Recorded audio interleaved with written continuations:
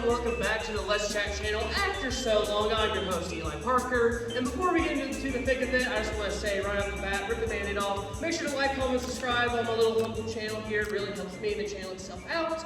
But with that out of the way, I'm returning with a very special treat today, as I'm joined not by one or two, but three special guests. Today I'm joined by Joey Bradley, Kyle Cadell, and Shane Ison. Thank you all three. The stars have aligned, and I finally grabbed you all in my clutches to finally sit down with you all and interview you.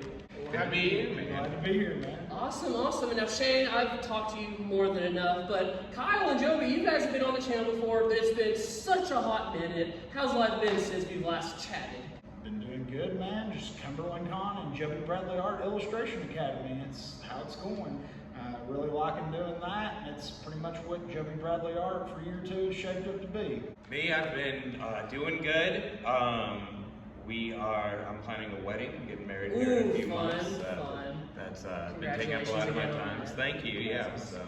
And congratulations on your stuff too. I know that. But now it's funny you mentioned it just a moment ago. Today we're talking about the big common denominator of you three. The facial hair is very much on you. Yeah. But no, in all seriousness, I brought you all here today to talk about your all's love child, Cumberland Con gear, a big staple in recent years of Pulaski County. So, for those out there that may not know what it is, tell me all about what Cumberland Con is. Cumberland Con's a paranormal comic book convention that we do here, and we are on our third year, moving into the Center of Rural Development finally, which we're really happy about. It's a convention for people who love horror, people that love paranormal, people that love comic books. And we have brought that together through the International Paranormal Museum, obviously, bringing the paranormal. Shane does Battle World collectibles. We got all the collectibles and vendors, and I draw comic book art myself, and we've basically fused what we all three do together to make this event. And so how did this conception even come about to creating Cumberland Con? Like, you guys are just hanging out one day, and like, what happened? Well, originally, Deb Stringer, that used to manage the Cooper Community Arts Building, was saying that they needed to raise some more funds for the Cooper building. Mm-hmm. So I said, well, like, why don't you let us have a comic book convention? And I thought that she wouldn't even go for it. She's like, yeah, sure, fine. And then Shane and me shared an office. We bouncing it off. Kyle was next door. He talked to Kyle about it, and Kyle said, like, hey, I've got a anniversary celebration for my museum coming up. Let's just put them together. And then that's when Cumberland Con actually became a thing. And then we started hitting the jar fly meetings on Wednesday nights, and we started building this thing, yeah. Oh wow, so then what did that first year look like when you all finally made it a reality? I mean, it was really awesome. It was definitely small compared to what we have planned this year and even further in the future.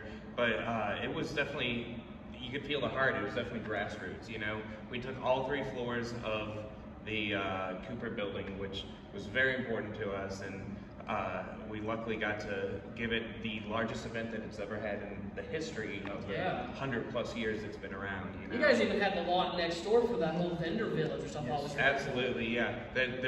That's the single most attended event that's ever happened in that building. So. I can believe it, dude. I could cry that day because I was working at the Cooper at that time. Yeah. And you guys were in there a lot too. But just to see that much life in that building, I was like, it was uncanny. It was amazing. It was. It was awesome. And so, unfortunately, the Cooper still closed down, so we were able to give it that final goodbye, you know. And last year we moved to Somerset High School, which was incredible, you know, gave us a chance to grow and stuff, but having an event in this town, of course, we've always had our eye on the Center for Rural Development, so we're really excited to move into there. That's awesome, and so now you finally are moving into the center, like you mentioned, and that's this year, correct? Yes, absolutely. So then, with that said, what does this year look like for the convention? So we got, October 4th. It's going to be, that's Saturday, the first Saturday, so we're kicking off the spooky season with Cumberland Con. So I think that's really essential for the Somerset area. And then, of course, it's from 10 to 6 with a concert afterwards, which is going to be awesome. And also, if you get your VIP tickets, you get to go in an hour early at 9 o'clock. So we're really excited to be at the center, and we're excited about what the future looks like at the center. And we got a lot of things planned for this year.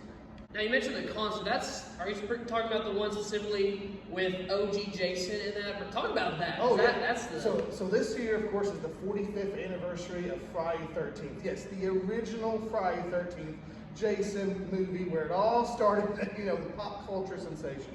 And we have the first Jason, Ari Linehan, and he's going to be at the convention this year at Cumberland Con. So we're really excited about having him there.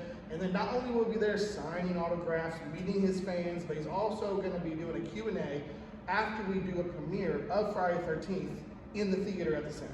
So we're really excited about that. But then we're also going to have his metal punk band called First Jason, which is the most awesome name. What else could you call it? And he's going to be there rocking out right after the convention. So we're excited about that. That is awesome. What a heck of a resume that guy's got. This year is also the 70th anniversary of the Hopkinsville Goblin encounter, or the Kelly Little Green Men. The very famous, almost infamous alien attack that happened in western Kentucky on a little cabin on a little farm. So you're bringing them in live in person, the Hopkins. We got the goblins. No, what we do have is the daughter of Lucky Sutton, one of them that fought off the goblins that night. His daughter, Geraldine Sutton Stith, is going to be with us, and she's like the official torch carrier for the goblins encounter and everything. She's written several books about it. She's been on a bunch of TV shows and traveled all over the country talking about the goblins. So we're very excited to welcome her back for the 70th anniversary. Oh, that's so cool. So Wolfie D, former TNA wrestler and WWE wrestler, will be joining us. He's also living here locally now, and he's also doing his own comic book. So he hopes to have it out by the convention, and that's something that he's going to have that's going to fit right in with what we've got going on. We also have CK Films and Entertainment. Yeah. They're going to be doing Festival, the Mothman movie, right? And they're going to be in production during Cumberland Con, so they'll be talking about it there at the convention. And also we have In the Shadows Film Group. Yeah, In the Shadows Entertainment Group. They are this awesome group of creators that have made several programs such as like Paranormal Journey Into the Unknown and Truth and Legends in Your Hometown. It's some really fascinating paranormal content, and we're very grateful to have them. We're also, as a special guest, we'll be having last year's K-12 art contest winner, our Cape Crusader and Cryptids. They will be coming back, and they'll be a featured artist this year at the convention. We'll also be doing the competition again. So like last year's artist, you'll be able to go there and buy his art. He's putting together a booth and stuff. Wow. This picture was the Spider-Man fighting a horde of zombie rogues gallery. It was really awesome picture. Yeah. And also, all the people that were competing in the other ones, like I said, I do the Joby Bradley art illustration. So a lot of kids that competed are in my art class, and they're dying to get started again. It's going to be a big thing, and it attracted so much social media attention last year to our event. It's like our biggest social media post that we had, thousands of votes for those kids' art and stuff. Oh, wow. And it's really cool that they get to project their art out into the community. And it's for this kid, it's going to be his first chance to get known out publicly here in our area, as an artist and stuff. And hopefully that grows into a career or something for him. His dad's kind of an artist too, and he's going to be a vendor here that does rugs and stuff. So it's really cool that he's going to get to vend alongside of his dad and sell his art. It's really cool experience. And I think that's kind of again, like you said, what Cumberland Con's about, the community, bringing in what people travel 4, 5, 6 hours to go to. We're bringing it into our local community. And then we're not just bringing in people, we're raising our community to be look at this. Look at this artist that's right here in your backyard. Look at this 11th grader who is amazing. So, I think that is an awesome thing that other conventions just don't do. And we're very homegrown. Yeah, very. And so, what does the future look like, and what kind of goals do you guys have for the convention going forward? I think when it comes to goals, we want to keep expanding in the community to where we're bringing in new and paranormal, comic book, horror themed guests and celebrities in, so you don't have to travel to Lexington, Knoxville to experience this, or heck, even further to experience. We're bringing it here in our hometown, Somerset. And we're also bringing in comic book creators, which Joby actually knows more about this. Joby, do you want to expand on the comic book creators we're having this year real quick? So for this year, we're having Travis Gibb come in, and he is the creator of the Cthulhu Invade universe. And he takes IPs that are like public domain, such as like Cthulhu and fairy tales, Wizard of Oz and stuff, and he has Cthulhu invade them. So this year, I've talked to him, and Cthulhu is going to invade Cumberland Con. Oh, so yeah. we're going to pick a couple of his anthology stories and put them in a single issue comic, and we're going to actually put my cover on the front of it, and we'll have it as an exclusive for the convention. Oh, wow. And also, this year, we're like basically putting the comic book together. We're picking the stories, we're doing the cover, we're doing all that. So that means also that we're adding advertisement stuff. So it's also added a huge opportunity for our sponsors and stuff to get ads inside the exclusive comic and stuff like that. So it's a really cool thing that we're doing. Dude, you just blew my mind there because I'm a huge H.P. Lovecraft fan, so I'm definitely picking that up this year. But anyway, on top of talking about like guest vendors, all that, what are some of the bucket list guests or vendors or whoever you would want to make an appearance at Cumberland Con in the future? For me, it would have to be Mark Bagley. He's my favorite comic book artist ever. We talked about him on our last Let's Chat interview. He does Spider-Man back in the 90s. If you ever saw anything in the early 90s that was Spider-Man, most of the merchandise was Mark Bagley art. He's like the man, and Venom's my favorite character, and that's who he draws. He created Carnage. Really like to have him. I would like to have Chris Sabat, the voice actor for Vegeta in Dragon Ball Z. Really? Piccolo. Yeah, he's also in other animes like My Hero Academia and stuff. But he's a huge voice actor, and he's been in like everybody's favorite animes, One Piece, Dragon Ball Z, all of them.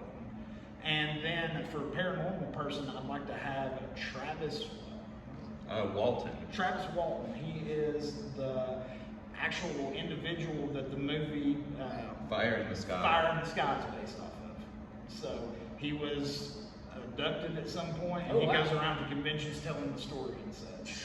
Wow. So it would be like a cool guest to have as far as our paranormal aspect. I'd love to hear like a first-hand account of like an actual abduction. I think that's awesome. Yeah, he was noted as missing in his town, Snowflake, Arizona. I think other people saw it. Yeah, for days. Oh, wow. And he was a lumberjack, and some of his lumberjack people saw him be basically paralyzed by this beam, and they told the cops didn't believe him, and then he was missing for days, and eventually they brought him back. It's this crazy story. Oh my gosh, that is wild. Oh yeah.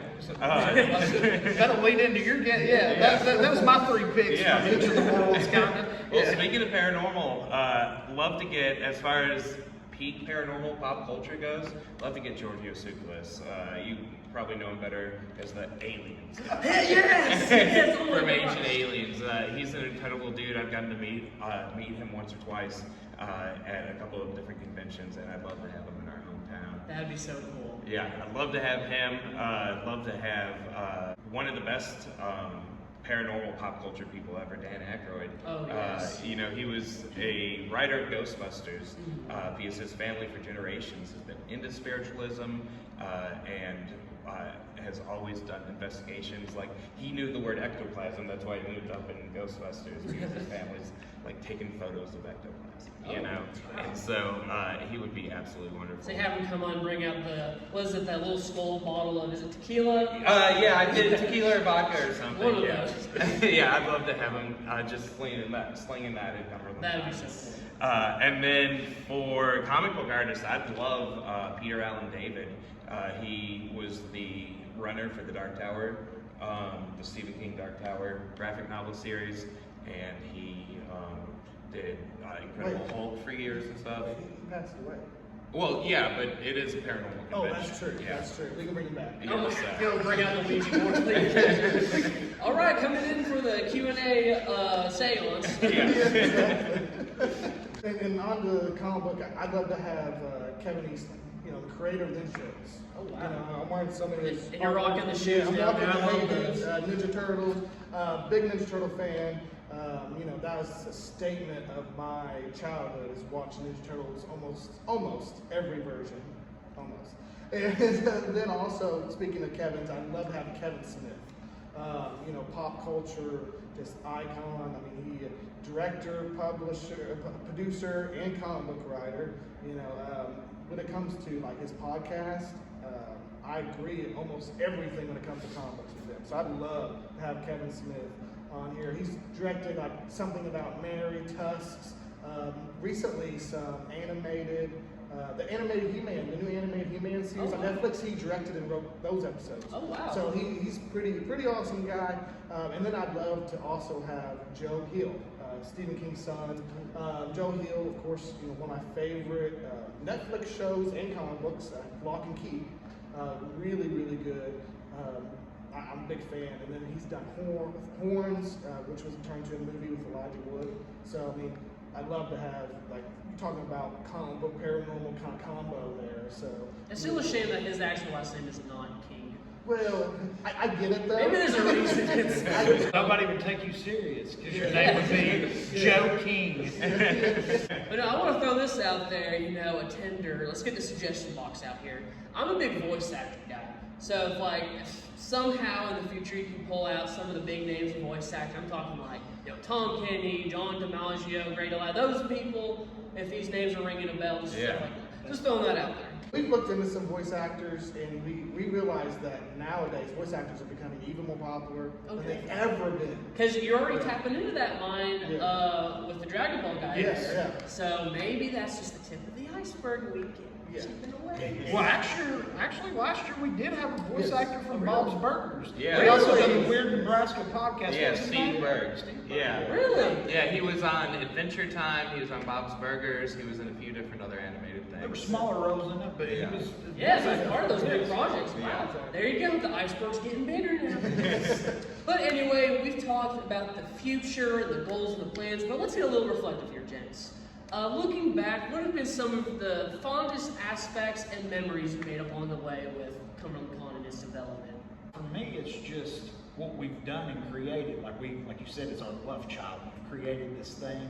It's almost everybody in town knows about it now, and if they don't, we're on social media shoving it down their throat. We're like, Cumberland Con, Cumberland Con. My family, they don't want to hear about it anymore. Like, Joey's on Cumberland Con for the next couple of months. So we're making this thing, and we're proud of it. Like, we're really proud of it, and we want it to succeed, and I think that's why it's going to succeed, because we care, and it's like we're building this. And like, proof is in the pudding, like we are building up every year. And I think that we're just going to keep getting better and more advanced. Yeah, we really have the room to spread now that we've moved to the center. We hope to always keep the center as the home to Cumberland Con and be able to grow and use every inch of that building. Yes. And speaking of using the building, one of my absolute favorite parts of Cumberland Con is all the crazy vendors we have. We have such diverse vendors covering paranormal authors that write about their experiences, people that make ghost hunting equipment, people that have crystals and different handmade oddities and stuff. We have some killer comic book vendors that bring incredible collections that you can sit through while you're there. We have people that make handmade plushies that are both spooky and pop culture. We have collectibles, we have Funkos, we have so much stuff that it's really awesome to just walk the floor and see everything that we have, I love hearing the stories about at the convention. One of the best stories was actually one of Joey's, because he found a comic book he was looking for of an artist that we had as a guest. And he's like, went to a booth, found the book, then went to the artist that we invited, got him to sign the book. And I was like, that's amazing. that's amazing. And one other funny story is my son was helping me vend my booth, and he was, we have paranormal and comic book vendors to spread out. And he's just telling me stories about how this lady beside him in the booth was talking about ghosts and all these other things. And he's like, I didn't understand a thing. I was like, but you learned. But you learned something new. And it's like, not only about, the fans that come, it's about the vendors. They're going to experience some new things. Because some comic book vendors only go to Comic Cons. Well, this is a new experience for them. Paranormal vendors only go to paranormal conventions or Scarefest. Now they get to experience something new. So I think that's a cool aspect too. I really commend you guys, because I feel like if you haven't sold Cumberland Con before, I think what you all just spoke about just then really captures the spirit of what it is. And I love that. Kind of got my heart warming up a bit. And speaking of which, my personal experience with Cumberland Con was the very first year, actually. Because literally, my wife and I had literally just gotten back from our honeymoon. Literally, I think the Saturday after, if not the day after. And coming back, I was just so excited to see you guys finally executing this. And then meanwhile, all our, like the friends we knew, like Crystal or Mothman and Krampus were coming around and giving us hugs and celebrating us and just being like, I don't know, it just felt extra jovial and celebratory. You mentioned Mothman and Krampus. They're both, they're our residing cosplay judges. Yes. Yeah. And they come back every year, and so is, they call her Kenzie Seven, but she went to high school with me here but doesn't live here, but she comes back every year for the convention. And they do like a really good job of being out there for the convention for us. Mothman is everywhere. Always he passes out flyers for us. He's like really tapping in with vendors and stuff when he goes to other events. Krampus is sending me stuff to make the cosplay stuff better and like rules and regulations. And it's like a fantastic thing that we've got them because they're like fantastic to want to do the convention with us. And they really, really care about being the convention guys and like being the cosplay judges. Yeah, we got a picture of you from the archives that's you with Krampus and your wife in front of the sign. Oh yeah, so yeah, Yes, I love yes. that. Yeah, they're awesome guys. They've really adopted it as their own, and they just kill what they do. They get awesome prizes for the cosplay contest, and they just do a lot for us. So we couldn't be more grateful. Oh, they're definitely real Which ones. this year, our first place prize is $500 in tattoo gifts to them. Yeah. So if you're a cosplayer, listen, Get in on that. Yeah. like $500, that's crazy. That's mad crazy right there. Yeah. But with that said, I think you guys really hit all the heads of the nails on this convention. So I'm going to wrap it up there. But is there anything else you would like to enlighten myself for those out there real quick? Interesting fact. Did you know that Cumberland Con was originally called Cumberland Cthulhu Con? But none of the people at the Cooper Community Art Building could say the name Cthulhu, so we changed it. It was actually quite hilarious. We interviewed everybody. Yeah, What were some of the most ridiculous answers? Oh, it was like like they couldn't It sound was- it it out. was- It was bad. Yeah, it's It was rough. like Cumberland Con. But if you look at the logo, it's still kind of Cumberland Cthulhu Con Yeah. because it says Cumberland, big picture of Cthulhu Con. So I mean, He's an icon. What did I say? Yeah, What did I say? exactly.